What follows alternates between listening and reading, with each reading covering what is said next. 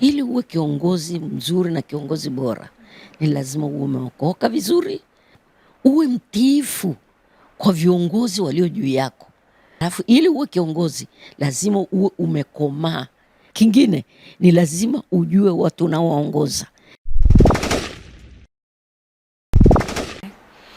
Mtazamaji wa NYTV, kama ambavyo nimekuambia kwamba wiki hii ni shamla sikukuu WWK kwenye makanisa karibia yote ya nchi nzima ya TAG, lakini sisi kama NYTV tumeiangazia Kinondoni Revival Church, na hapa niko na mshauri wa WWK Kinondoni. Natamani uweze kumfahamu historia fupi, anaitwa nani na safari yake ya uongozi, maana tunafahamu na yeye alikuwa kiongozi kwa muda mrefu tu kwenye nafasi ya juu kabisa hapo kwenye kanisa hili la TAG. Mama, Bwana Yesu asifiwe. Amina mpenzi. Habari ya uzima? Nzuri kabisa. Mama, mimi naweza nikana kufahamu, lakini tamani wanaokutazama sasa hivi, jitambulishe vizuri, wewe ni nani? Mimi kwa majina naitwa Eshimendi Rogati Zakaswai, mke wa mchungaji kiongozi katika kanisa la Kinondoni Assemblies of God. Asante sana mama. Kama ambavyo nimewaambia watazamaji kwamba wewe ni mshauri wa WWK pale Kinondoni, lakini ulishawahi kuwa kiongozi. Natamani utupe safari yako kwa ufupi.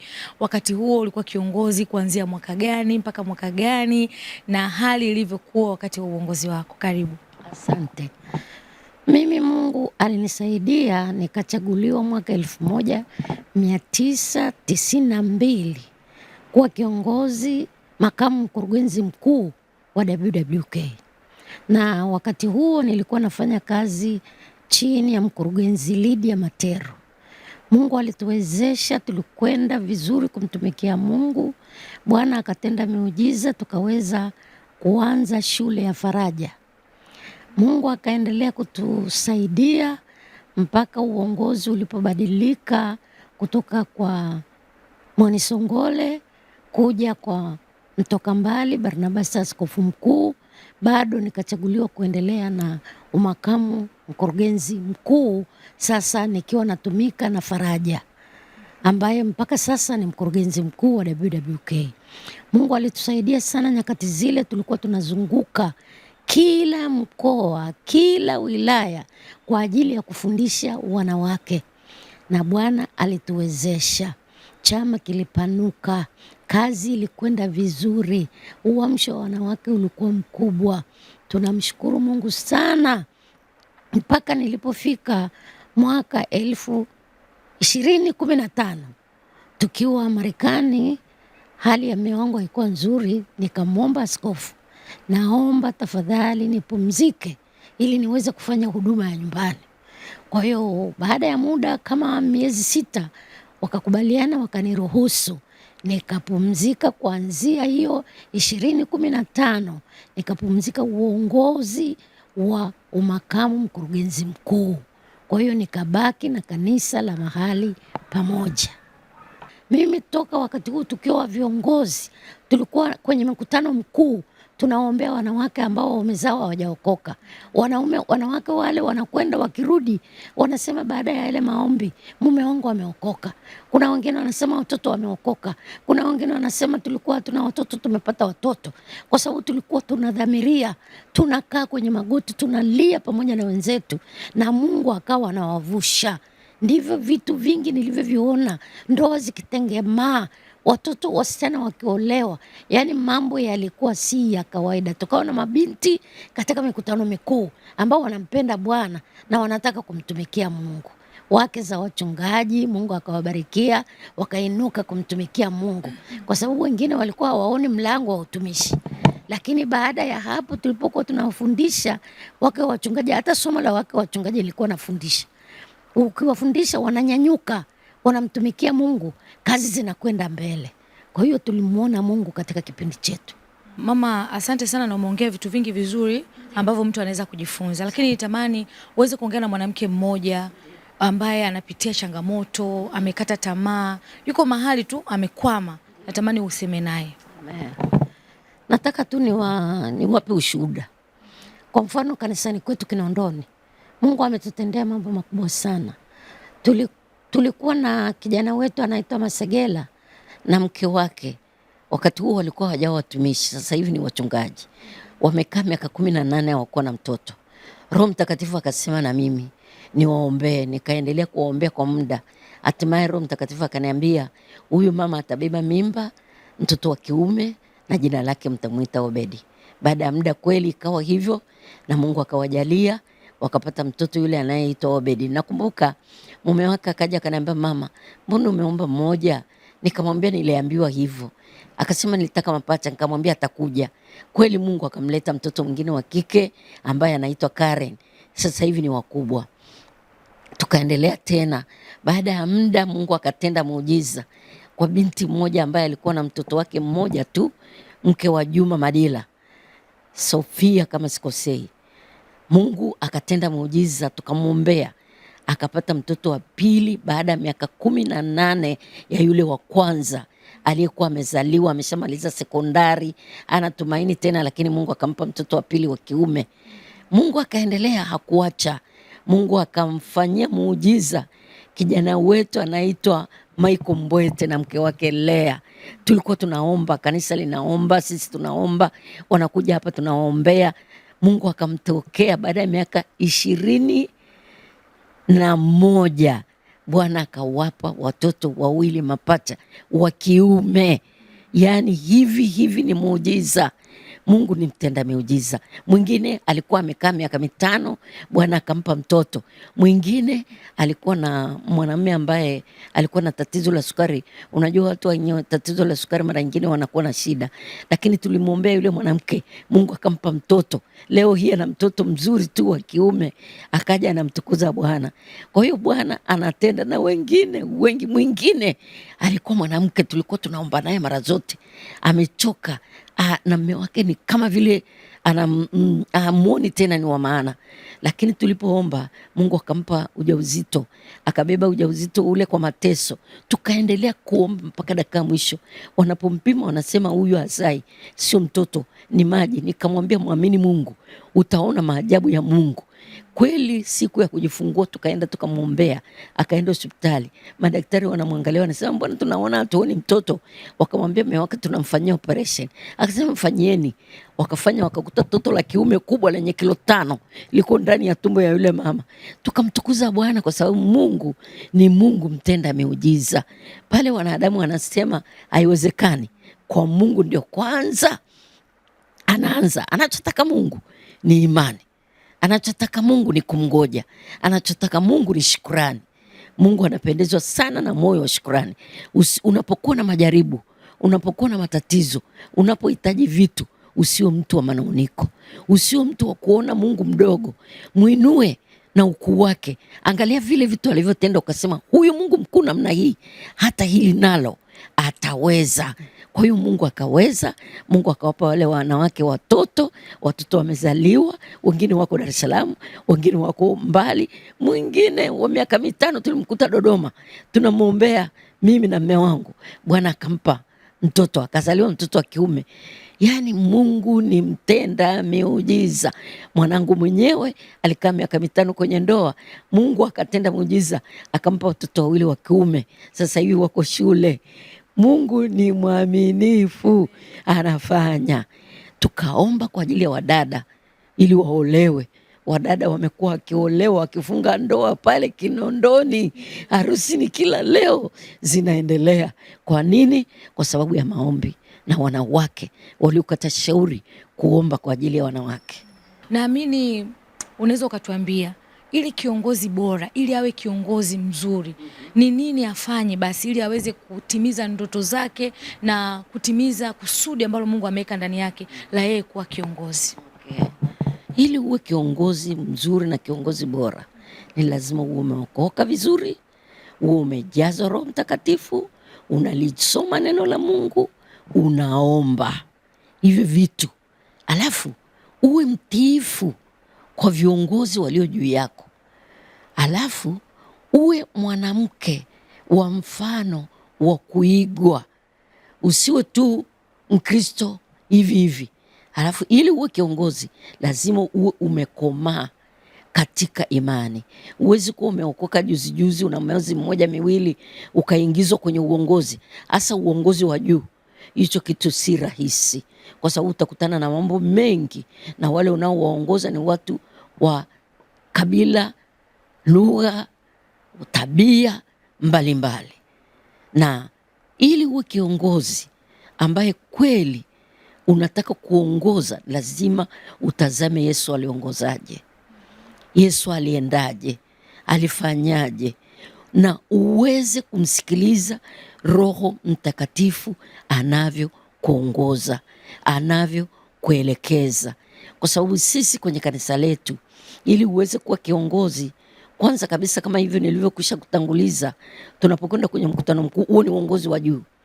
Majina yanapendekezwa, wakuu wanayacheki, wanayakubali, yanarudi kwa wanawake, wanapiga kura.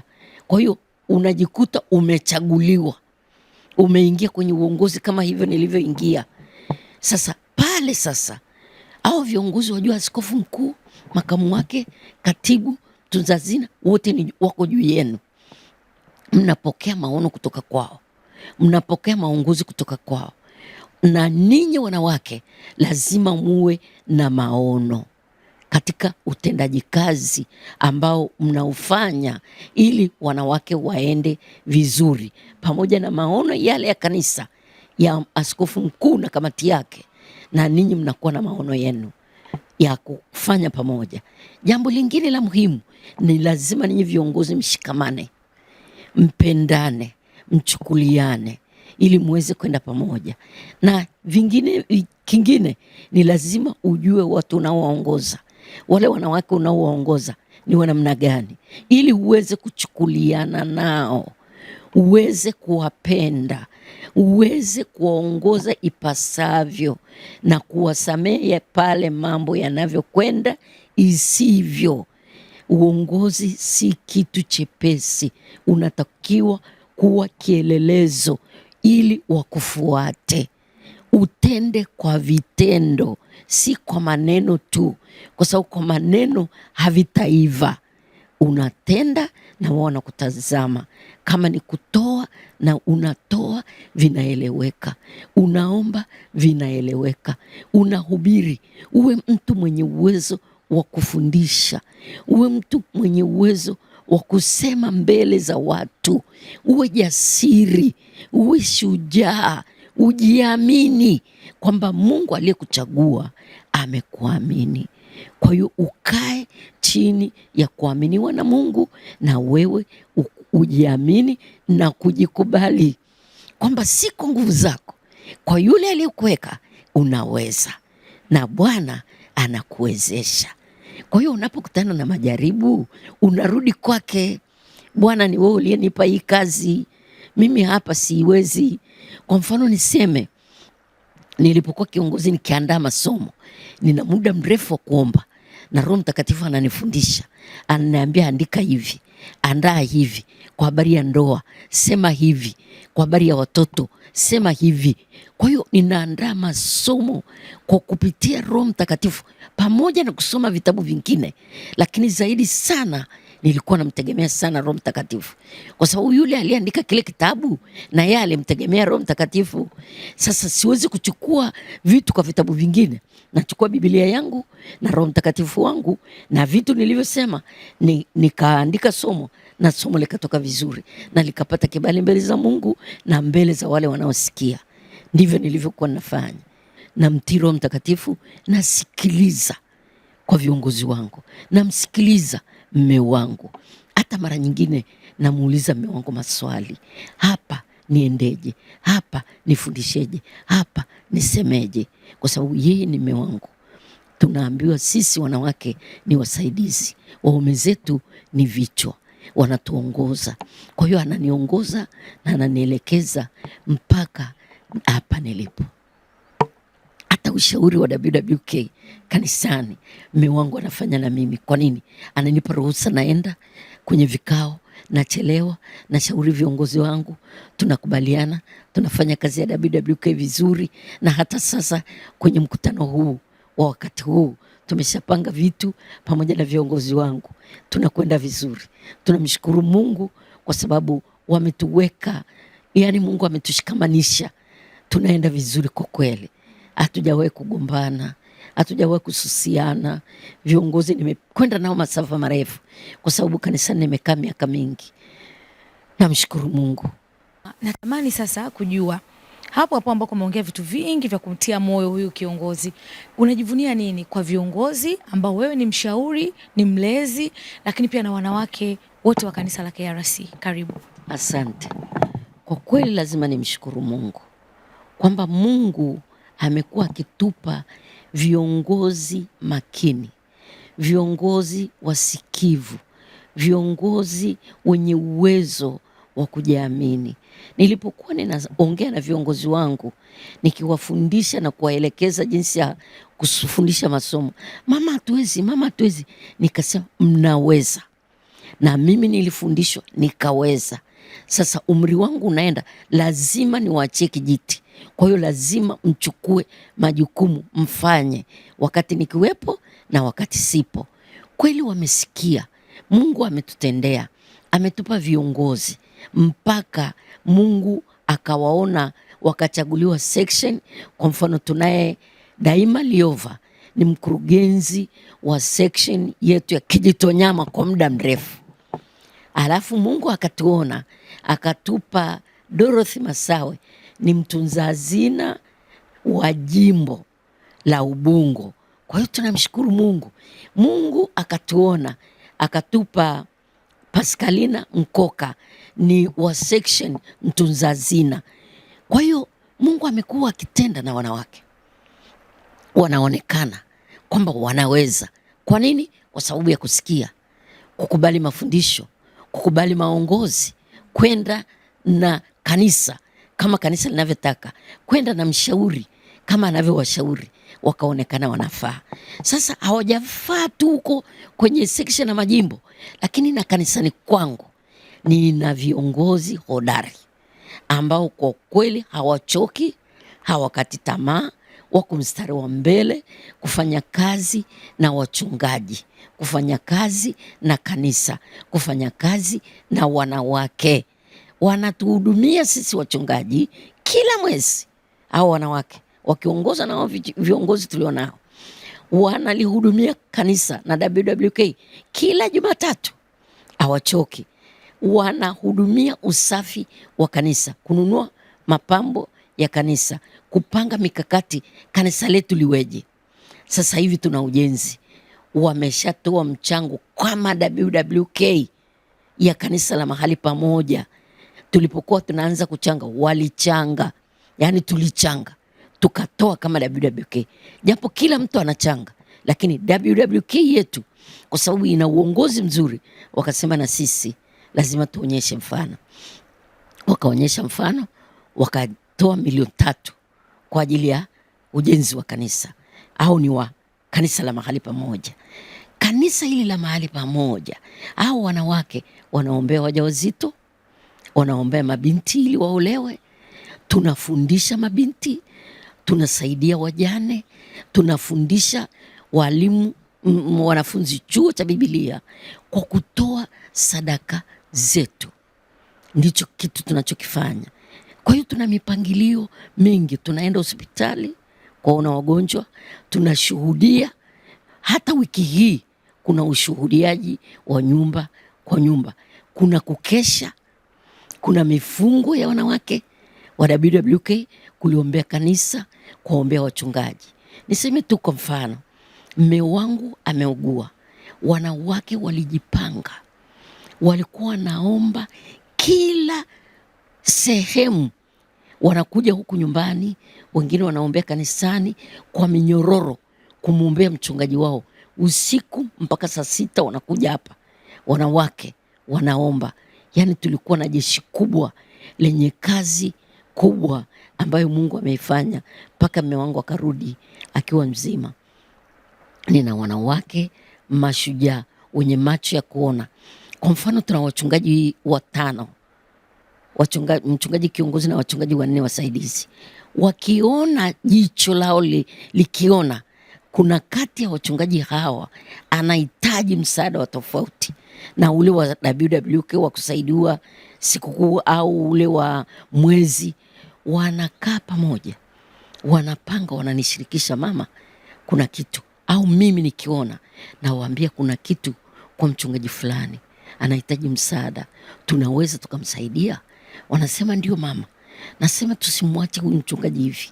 Kwa hiyo tunafanya wanawake upesi upesi, tunakwenda tunapeleka kile kinachotakiwa kwa mchungaji wetu msaidizi ambaye tumemwona anahitaji msaada wetu. Kwa hiyo hakuna ubishani, hakuna ubaguzi. Namshukuru Mungu kwa hilo. Wanafanya kwa bidii zao zote, wanatia moyo mabinti wanapoolewa. Tunanunua zawadi, pia tunawafundisha kabla ya kwenda kwenye ndoa, kama mabinti iweje kwenye ndoa, wakaeje kwenye ndoa, licha ya kitchen party, lakini tunawaweka peke yao, tunawaelimisha. Kwa hiyo wanaenda kuolewa wakiwa wanajua ni nini maana ya ndoa. Kwa hiyo mama, simama na Mungu, usiogope. Mungu anakupenda, Yesu anakupenda, Yesu anakujali. Wanawake tumepewa nguvu ya ziada ya kuzaa na kulea. Hiyo nguvu ya ziada Mungu aliyotupa ya kuzaa na kulea, anajua hata katika mioyo na akili tuna uwezo wa kustahimili. Kama mwanamke, msichana ambaye hujaolewa, uko kanisani, unatazama huku na huku, usiwaangalie wanaume, angalia msalaba, angalia Yesu. Mwambie, ulisema si vema mtu huyo peke yake, mimi Yesu nataka kupata mwenzi, lakini mwenzi wa kufanana na wewe, sio kufanana na mimi, ni wewe. Mungu nakuomba unipe. Vumilia, tumika kwa bidii, endelea mbele, usiwe mnungunikaji, mbona fulani kapata, mbona yule mdogo kuliko mimi kapata.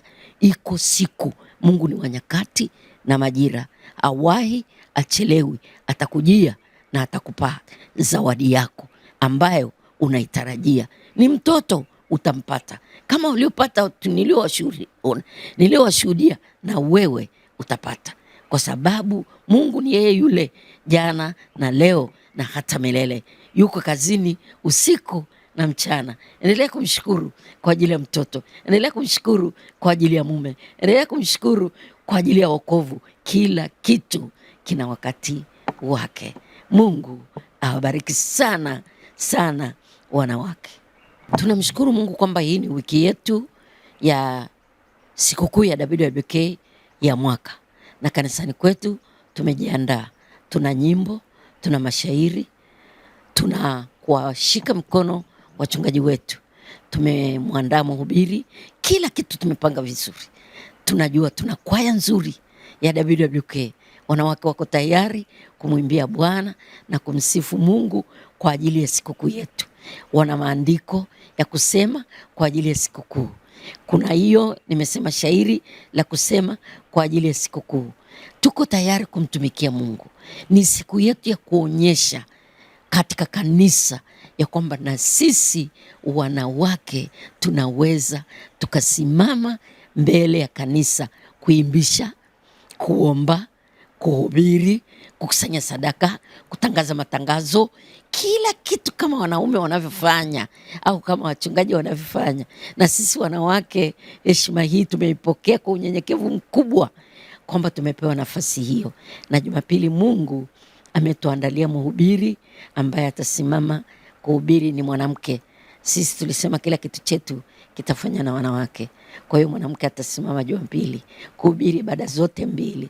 Tuna ibada ya kwanza, tuna ibada ya pili, na kwaya zetu zitaimba. Karibuni mkaone jinsi sikukuu yetu itakavyofana. Tumeamua tukasema mwaka huu ni mwaka wa tofauti, wa kumvunia Bwana matunda, na leo hii jioni wanaenda kushuhudia. Kwa hiyo tunamwamini Mungu kwamba sikukuu hii itakuwa ya tofauti. Tumeiombea, tumeifungia na tumedhamiria Bwana atatenda makuu. Amen.